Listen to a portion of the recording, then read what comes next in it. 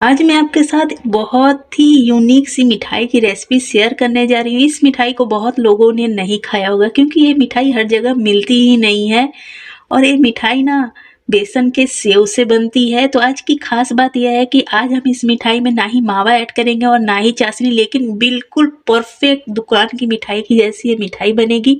सिर्फ दूध से हम इस मिठाई को बनाएंगे। तो चलिए बिना देर के वीडियो शुरू करते हैं। लेकिन उससे पहले आपसे रिक्वेस्ट है, अगर आपने अभी तक मेरे चैनल को सब्सक्राइब नहीं किया तो प्लीज सब्सक्राइब कर लीजिएगा। यहाँ पर इसे बनाने के लिए मैंने कप से 1 कप बेसन ले लिया है। 1 कप बिल्कुल मेजरिंग कप के बराबर है। इसमें 250 ग्राम दूध आता है। यहाँ पर 2 चम्मच घी ऐड करना है। साथ में हमें लेना है दूध। तो दूध रूम टेम्परेचर का है तो मैंने हाफ कप दूध लिया है। दूध थोड़ा थोड़ा कर डालेंगे और इसका सॉफ्ट सा डो तैयार करेंगे। बहुत ही सॉफ्ट डो तैयार करना है।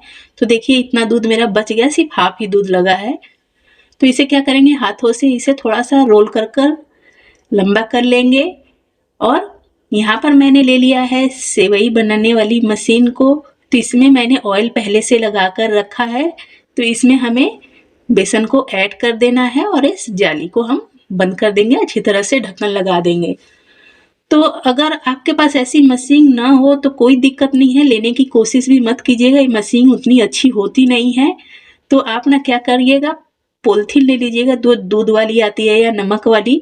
उस पॉलिथीन में बेसन को भरकर उसमें जैसे हम मेहंदी लगाने के लिए छोटा सा कट लगाते हैं ना, वैसे कट लगाकर आप उसी से सेवई को बनाइएगा। बहुत अच्छी बनेगी, इससे मशीन से ज़्यादा अच्छी उसमें बनेगी।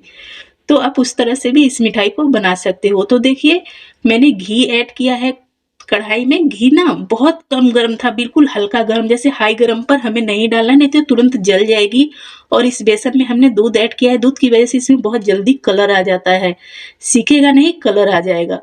तो यहाँ पर इसे मैं हल्के हाथों से चाकू की मदद से फैला ले रही हूँ कि जिससे जल्दी से सीख जाए। और फ्लेम को बिल्कुल ही लो रखना है, हाई फ्लेम पर इसे नहीं पकाना। लो फ्लेम पर ही उलट पुलट कर हमें इसे बहुत अच्छी तरह से सेक लेना है। तो यहाँ पर मेरा एक बैच बहुत अच्छी तरह से सीख चुका है। तो इसे मैं निकाल लेती हूँ। तो मैं आपको दिखलाती हूँ कि इसे कैसे आप पता करोगे कि ये सीखा है या नहीं। हाथ लगाते ही देखिए बहुत आराम से टूट जा रहा है, बिल्कुल जैसे हम बाजार से सेव वगैरह लाकर खाते हैं ना, वैसा ही। तो यहाँ पर मैंने ना 3 पाव दूध को रख दिया था गर्म होने के लिए। देखिए इसमें उबाल आने लगे हैं। तो इसमें हम क्या करेंगे, 1 चम्मच के लगभग में नींबू का रस ऐड करेंगे। तो बहुत ज़्यादा नींबू का रस नहीं ऐड करना, सिर्फ 1 चम्मच के लगभग में। इस तरीके से अगर आप मिठाई को बनाओगे ना, बहुत टेस्टी मिठाई बनेगी और बिना मावा के बहुत ही परफेक्ट मिठाई बनेगी। और ना ही हमें ऊपर से कोई पानी वगैरह ऐड करना पड़ेगा। तो इसमें नींबू डालने के बाद देखिए मैं चलाकर आपको दिखा रही हूँ, हल्का हल्का सा दूध फटने लगा है। जैसे पूरा दूध को हमें नहीं फाड़ना है, जैसे हल्का हल्का सा फटने लगे बस वैसा ही। तो अब ऐड कर देंगे हम शुगर। शुगर भी 1 कप ही ऐड करना है। 1 कप बेसन था तो 1 कप ही शुगर लगेगा, कम नहीं लगेगा।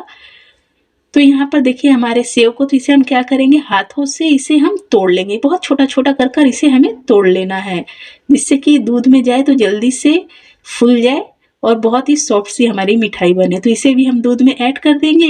अब इसे हम क्या करेंगे कि बीच बीच में चलाएंगे, जैसे कि दूध ऊपर आकर गिरेगा भी नहीं और बीच बीच में चलाएंगे कि नीचे चिपकेगा भी नहीं। तो इसी तरह हमें मीडियम फ्लेम पर इसे पकाना है। अभी इसका टेक्सचर आप देख सकते हो ये कैसा हो गया है, बहुत हद तक ये पक गया है। तो हम इसे टच कर कर देख लेंगे कि इसने दूध को पिया है या नहीं। तो यहाँ पर देखिए बहुत अच्छी तरह से ये मसल जा रहा है, इसने दूध को पी लिया है। अभी भी इसे हम लो फ्लेम पर कंटिन्यू चलाएंगे। अब इस स्टेज पर हम इसमें ऐड करेंगे फूड कलर 1 पिंच और ऐड कर देना है हाफ चम्मच के लगभग में इलायची पाउडर। तो आप ना फूड कलर डालना चाहो तो डालो या फिर मत डालो, कोई दिक्कत नहीं है। मैंने कलर डाल दिया है कि मिठाई देखने में बिल्कुल मार्केट के जैसे लगे। तो यहाँ पर देखिए ये पकते पकते बिल्कुल परफेक्ट रेडी हो चुका है। इसने कढ़ाई छोड़ना स्टार्ट कर दिया है। अब इससे ज़्यादा हम इसे नहीं पकाएंगे। इससे ज़्यादा अगर हम पकाएंगे तो हमारी मिठाई सॉफ्ट नहीं हार्ड बन जाएगी, बिल्कुल बर्फी की तरह ये सेट हो जाएगी। तो बस इस स्टेज पर हम इसे फटाफट से सेट कर लेंगे। तो यहाँ पर मैंने मोल्ड में पहले से ही घी और बटर पेपर लगा कर रखा था। अब यहाँ पर हम इसी बैटर को अच्छी तरह से फैला देंगे। इक्वली चारों तरफ से हमें इसे फैला देना है और इसे हम छोड़ देंगे 2 घंटे के लिए ठंडा होकर सेट होने के लिए। इसे फ्रिज में बिल्कुल भी नहीं रखेंगे।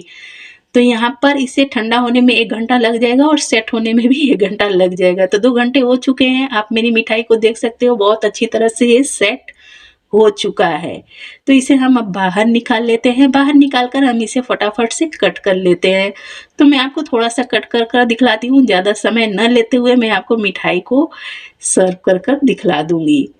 तो यहाँ पर देखिए कितना स्मूथ सा कट हुआ है और मिठाई का टेक्सचर देखिए, बहुत ही टेस्टी सी मिठाई, बहुत ही सॉफ्ट मुँह में घुलने वाली मिठाई बनती है। इसका टेस्ट बहुत अच्छा आता है। इसमें जो हमने दूध में नींबू डाला था उसकी वजह से दूध फटकर इसके देखिए आप पैचेस जगह-जगह से दिख रहे हैं। लग रहा है कि इसमें हमने ऊपर से मावा डाला है। खाने में बहुत ही टेस्टी लगती है और बहुत ही बेहतरीन सी मिठाई। तो आप इस रेसिपी को ट्राई कर सकते हो। अगर आपको मेरी ये रेसिपी पसंद आई हो तो please subscribe, like, comment and share.